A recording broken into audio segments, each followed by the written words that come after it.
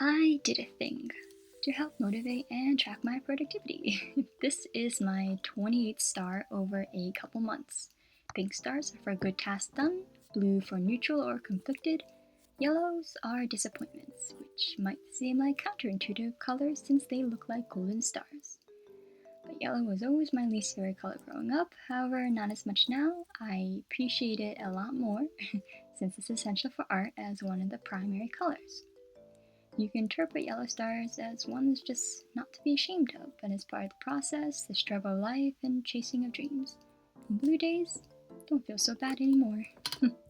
I meant to show this jar of stars earlier than this video, but better late than never. Anyway, learning from my previous watercolor attempts, I tried to do something less complex by focusing on plants, since they look especially great in watercolor as well as being comparatively easier.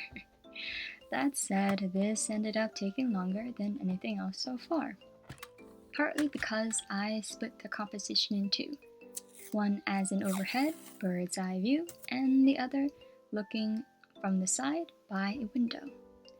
While making this, I felt like my strokes were still amateurish, with the leaves generally being bland due to lack of color variation and definition, but I let it go and simply had fun relaxing in the process. Funny enough, it doesn't actually look as bad watching over the course of the video again versus while I was actually painting. I am not sure why that is. Maybe it's just me being critical. That said, it's definitely an improvement over everything else painted with watercolors so far. I was going to forego the initial pencil outline or do it more loosely, but learning from last time, I outlined more, and thank goodness, because that ended up being the best thing I could have done for this piece.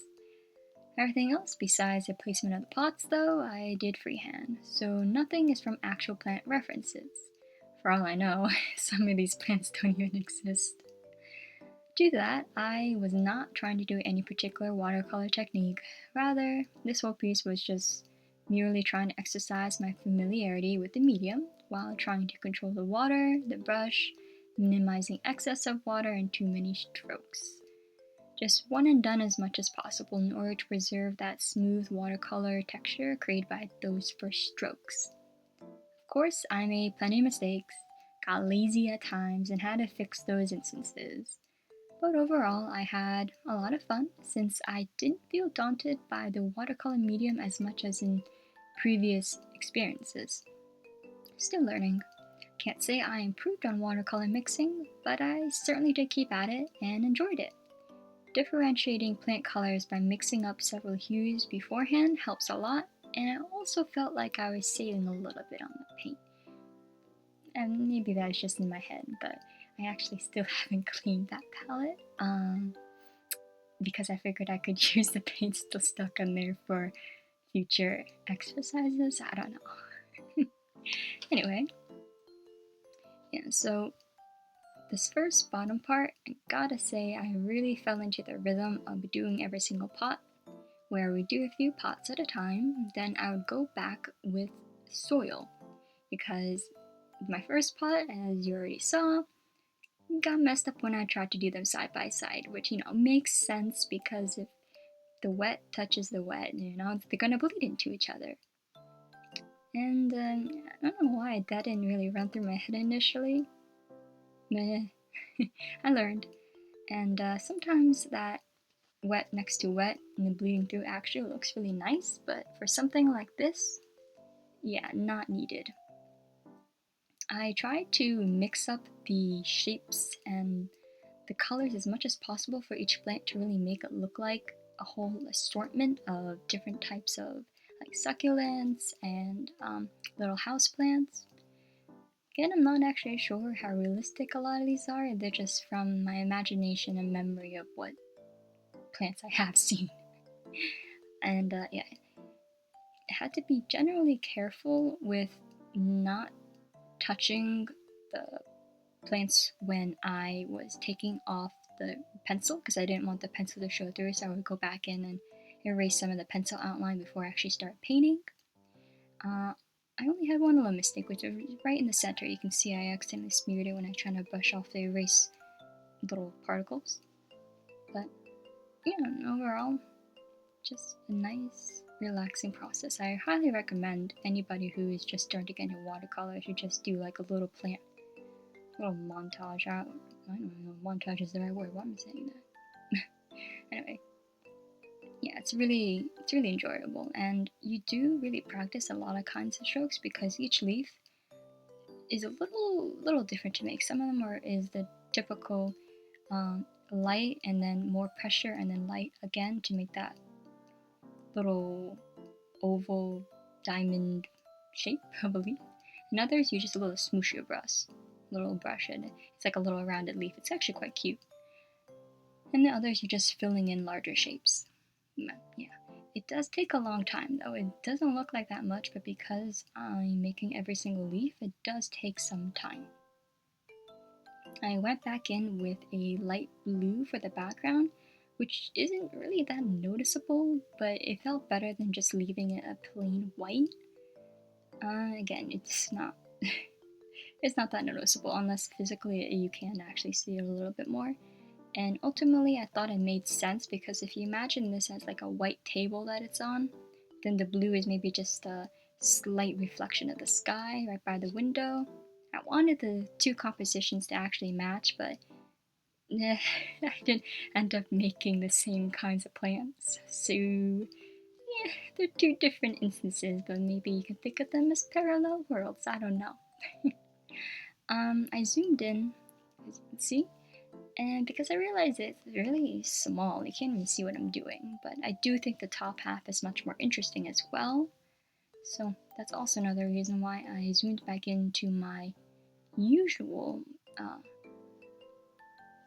distance that I record with. So here, this plant that I made reminded me of a piece I made in art class in like the 3rd grade or something. We had to do a black and white piece and had to be a plant. Like we had to stare at a plant and actually paint it. And it kind of reminded me of that. So in some ways, this is probably the most realistic plant in that it's from an actual plant. Again, I wasn't using references, that was just from my brain, but that picture, that painting that I made is still stuck in my memory because it's one of the pieces that I thought, oh wow, this is actually not that bad. And I learned a lot.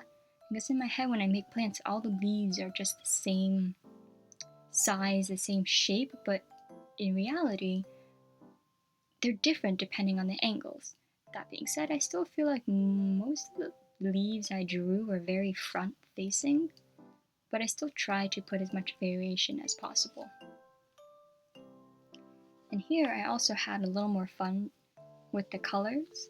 Although again, since I was drawing it all at once, sometimes the colors bleeded, so I have to go back when it was a little bit drier to try to define those edges a little bit more.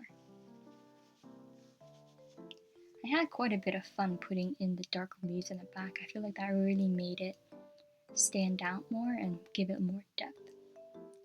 And then I just went in with little rounded leaves, again trying to really make the plants different. So I would do more rounded leaves, longer leaves, your typical kinds, sizes. It was just off the cuff, whatever was just in my head. That one with little circles just looks like some weird broccoli. Is there a plant that looks like that? There probably is one that exists in the world, but anyway. And then I have this little spinach leaf thing. I don't know why I'm thinking of spinach when I look at this. It's definitely not, isn't the spinach, the leaves are not that small. It's like a little, it's like a tuft of a wheat. Like little, what is it called? The top of the wheat. The little tuft, that's what it looks like. It looks like little grains of a rice or a wheat. And then I made, how does this always happen? A bonsai tree. I did actually want to make a bonsai, but I didn't realize in my head that a bonsai is a tree. And I made another tree. Yeah, oh well. Was still pretty fun and it looks really pretty.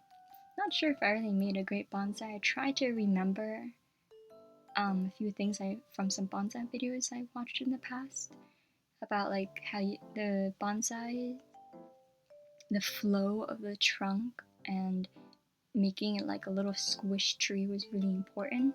And so the shaping, the flow of the branches, and the balance, I tried doing that.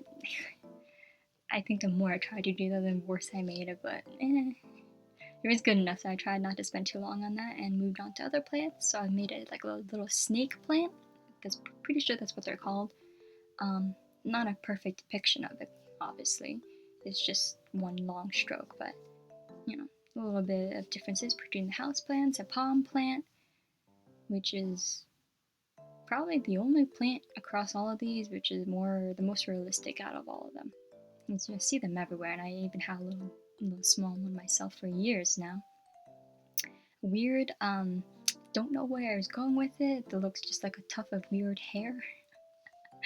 Kind of like aloe, but not aloe at all. Some weird little, I don't even know what they are now. I don't know what I was making. It's just literally trying to differentiate the plant leaves as much as possible, and then wherever it led me. This small one I actually had a lot of fun with. It would be nice to just make a bunch of those. It's almost like kind of reminds me of bamboo, but there's no long stick, just the leaves themselves, and how that together reminds me of bamboo, even though it's obviously not tall enough. Then I tried adding cactuses because houseplants, usually you think of succulents, which are the little cactuses, and I tried making that, not sure how successful it was, but it was kind of fun trying to give that little gradient when I think of like a little cactus. And then I put ones by the windows. Originally, there were several in the back that was like on the window ledge that I meant to make, but again, in my preparations, it didn't come across my brain that the plants in the front would clearly cover them. So you only see two on the window ledge, which is fine. And then for a little pop of color, I put flowers on the little round cactus. And that's really the only other color besides the actual colors of the pots. I didn't want the pot colors to overwhelm the picture too much, so I tried to make them more subdued colors. But, you know, the color that you see on the palette versus when you actually put it down on paper is still slightly different. So this red in particular that I made ended up being much brighter than I wanted, but it was okay because in the end, I feel like it probably was necessary considering how very green everything was, even though I tried to put as much yellows and grays as I could, and like a little bit of blues as well, but obviously they're plants, so still very much green. So the little pop of color for the plants, not so bad. And yeah, it's went in, fixed a little bit of the pots when they bled. Another color, the pink, which is not supposed to be pink, but then I just left it like that. It really is fun just watching the paint move around and dry on watercolor. And the gradients when I'm actually successful. And here I finally paint the window. Ah, this window. Don't get to see as much as I originally thought you would be able to see of it. Partly again because the left side of the palm plant, which was not in my plan, just ended up being much bigger. Which is a good thing because I do think it creates a nice balance with the right side, with the rightmost very first plant I made, taking up more of that focus. And then that's why I purposely made the plants in the middle shorter, so you could see the window and create more balance of space. Now the one thing with watercolor is when doing backgrounds, I've noticed that you really have to fill in the colors rather than putting down a background and then putting paint over it, because putting paint over other paint that you put down before in watercolor typically doesn't work that well. I mean, you can by letting it dry first, but even then, you don't really have that initial smooth texture from just that first stroke on paper that has not been painted over yet. And so, you know, I did have some difficulties with the edges with the window because I am painting in between it. And I am a little bit impatient, I suppose, and here is where I got a bit lazy with that. But I still tried my best, and yeah, trying to create that window glare. Not sure even now how it looks, but I'd rather just leave it and not try to fix it too much, because the more I try to fix something watercolor, once again, the worse it usually gets. But, you know, this is just a little practice getting familiar with the watercolors. I didn't think too much of it, and in the end, yeah, it's not so bad. It's not as bad as I thought. And overall, it's a nice, calming piece to look at. I went back in with the white pen. I did think about putting it on the leaves to make them pop out more, but I decided to keep the full watercolor aesthetic in case I messed it up. Well, that is the final piece, and thank you so much for watching.